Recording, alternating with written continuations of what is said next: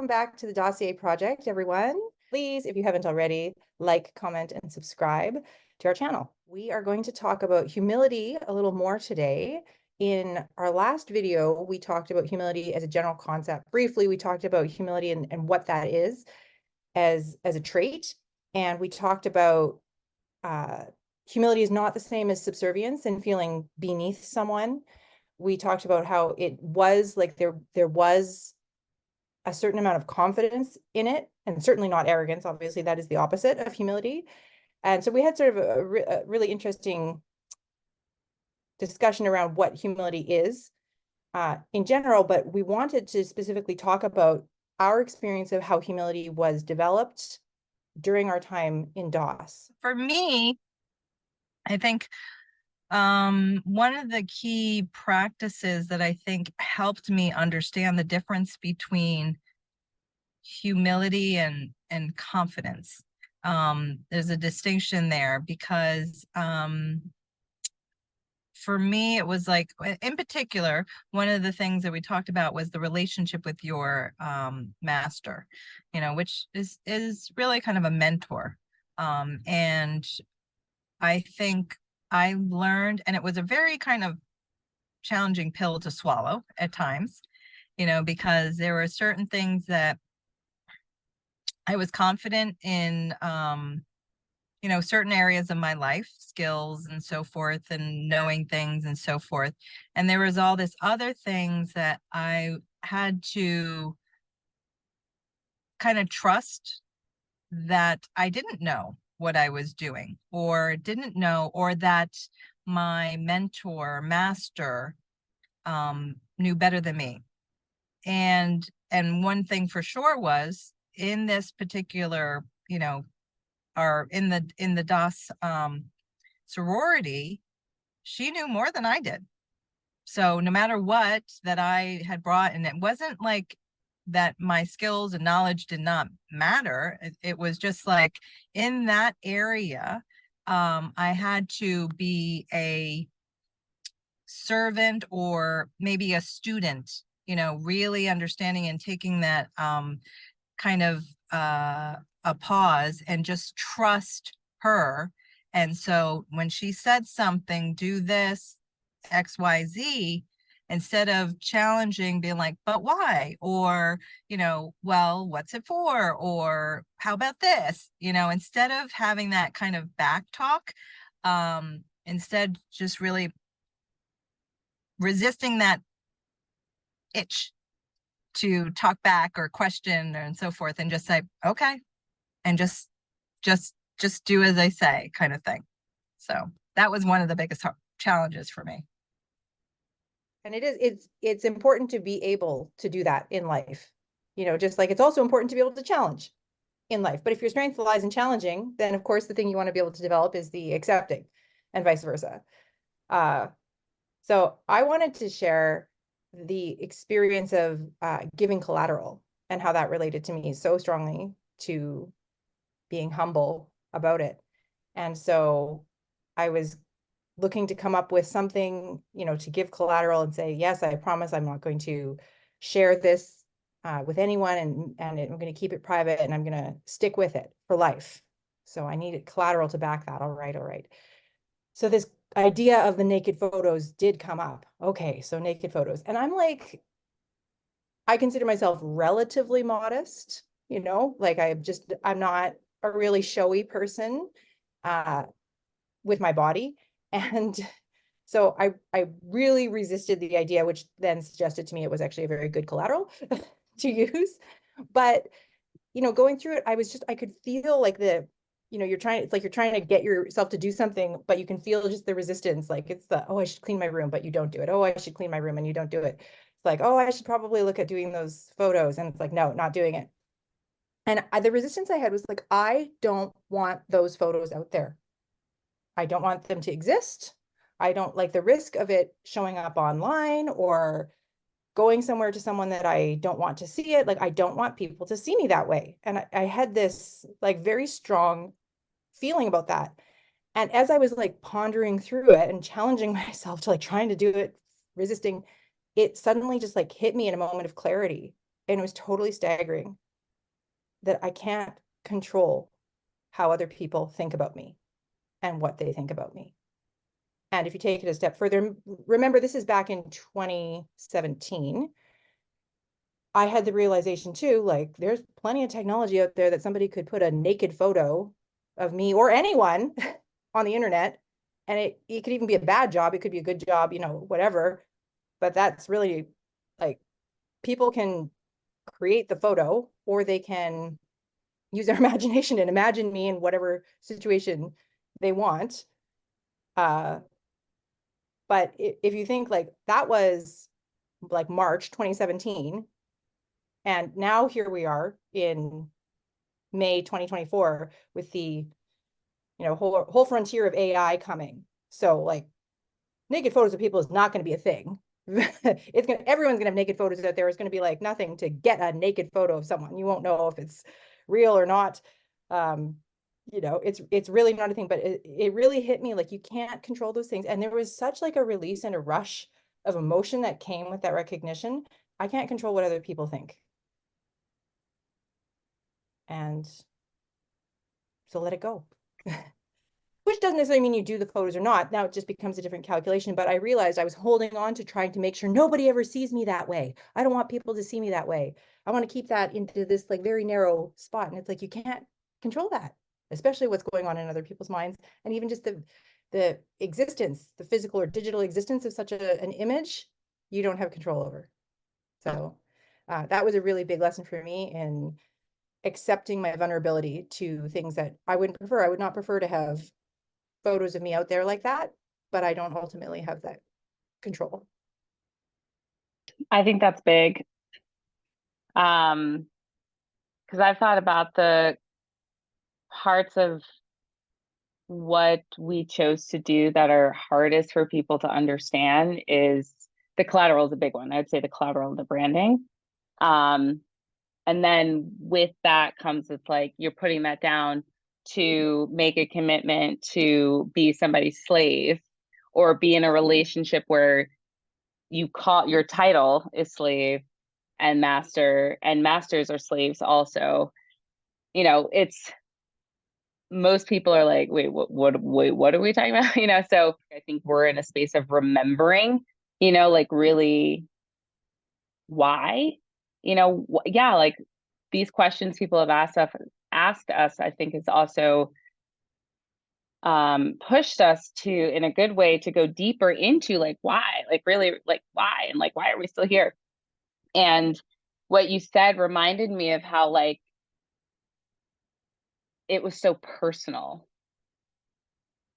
And only because like each of us had a personal reason for saying yes. The thing we have in common is that we all said yes. The tenets for why the collateral was put in place had a reason, it wasn't to lock people in, but like, it was a process of creation of trust with oneself, really. Because it's like, what am I willing to put on the line? I had very vulnerable stuff too. And I was like, it was an exchange to get information. The person inviting me to get more information said, this is the security deposit I need to know that, because like, I know you, I like you, I want to tell you about this thing, but I need to know, and it's like for myself, I didn't know what my word was worth until someone invited me to think about it. That is what happened. That is how I related to collateral. And I think, it's like you can judge that, but remember, like, this was personal, this was personal choice. It's like the things that, we've all been married before, like the things that, and anyone who's married can probably relate to this. What you do with your partner in your bedroom is your business. If someone violates your trust and peeks into that and shares it with others without your consent, that's what we should be focusing on as the issue, not what they were doing in the bedroom. That's their business. And that's what happened to us. We didn't even know each other in the space of making these decisions, but we said yes to the same thing. We didn't say, we said yes to an invitation to grow ourselves in the way that we see growth, which the ultimate growth is freedom, I would say, right? Like we all want freedom. What DOS, an option for getting that freedom that DOS provided was to take the path of detachment from what holds you as a slave that maybe you're not aware of, and so using a master-slave relationship, it's like you become aware of the fact that you're a slave to all kinds of stuff, and through a commitment to walk with someone who's going to guide you towards ultimate freedom is a blessing, because I didn't have that kind of relationship with anyone before. And the reason why I said yes and I was comfortable with putting down collateral is because it was on me. I was saying yes to the path that I've been praying for my whole life. Like, I need more. Like, I had a coach in ESP who was wonderful, but she only had permission to go with me as far as I would allow my comfort level to go. I would allow her to come in. But with this was an invitation to, I was saying, I'm in on freedom, whatever it takes. And I trust that that's what you want. And you're walking this path too, and you're guiding me as you're going. And so when I put down collateral, it was like, I want to tell you what this thing is. I like you. I trust you, but I don't know you. So what I'm sharing is so sacred that I'm willing to be vulnerable enough to ask you for what you hold most dear. I know what I hold. What do you hold that is so dear that we can exchange and know that even in the exchange of that information, we have a bond, we have a trust, we're electing into that. I can say no. Before Allison even told me what this was, I was a yes. In my journals, I write about how it was a source of strength for me, because when normally I would, be pursuing something, I used to run a lot, hit a limitation in my training with continuing to pursue the thing I know I want. Because I had collateral for myself, I sought guidance from my master to help me push forward. And she had permission from me to go all the way in a way that my coach in ESP didn't, because we didn't have that type of arrangement. I prayed for that arrangement. I received that arrangement. And even in the aftermath of all this stuff, that is why I have such clarity on, I have nothing to apologize for with regard to the narrative's sake, basically. I can always ask for forgiveness, and I do have a lot of forgiveness to give, and to ask for. But I know the intent. I know because we all arrived there for a reason, and it wasn't that it was comfortable, but it wasn't the same narrative before people were under threat of losing their physical freedom for personally deciding to pursue the ultimate freedom. That's the issue here.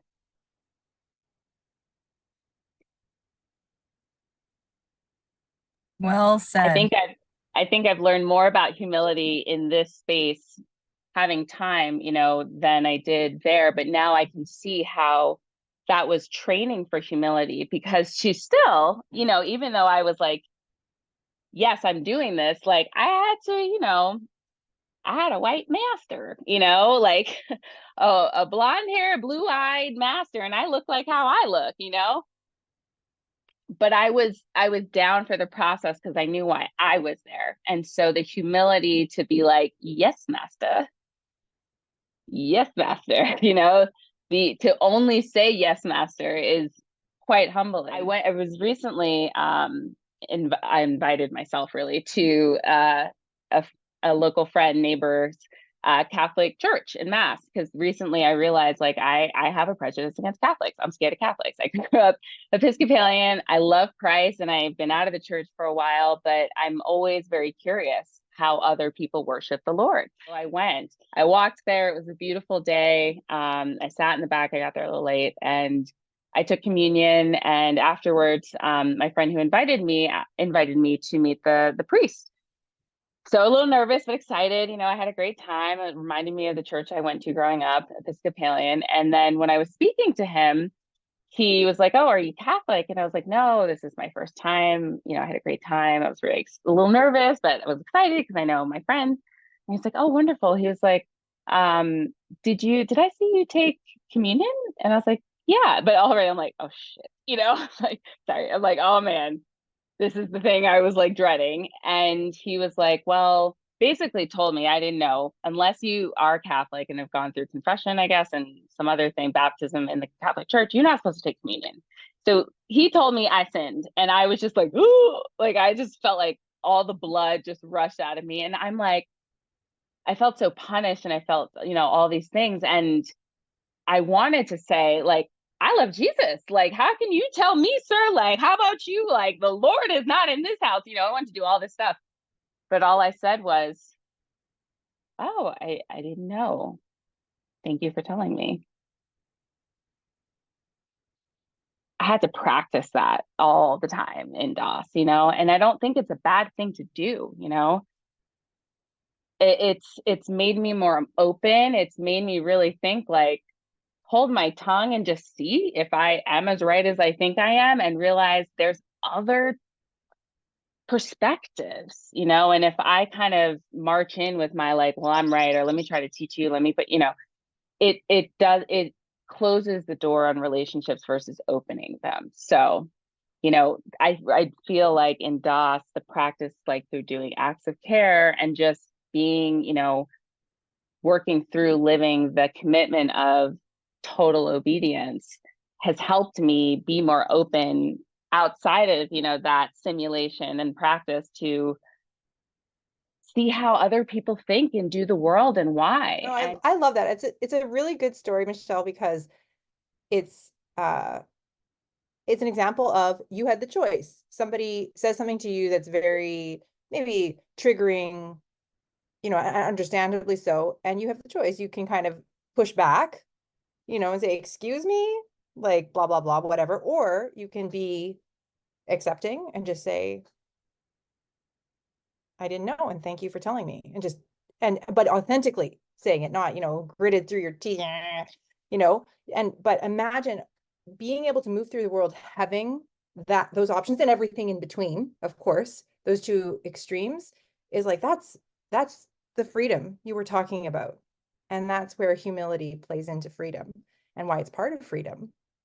And to, you know, my experiences, the people I've seen who seem to be the most free and the most comfortable in themselves, which ultimately looks like freedom to me, have that aspect of humility also. It's inseparable, you know. So thank you everyone for sharing today. Looking forward to our next conversation, and we'll keep going with the various traits we developed and we're growing through DOS. And we invite all of you to share your thoughts. Please comment, like, subscribe to our channel, and looking forward to seeing you next time. Bye for now.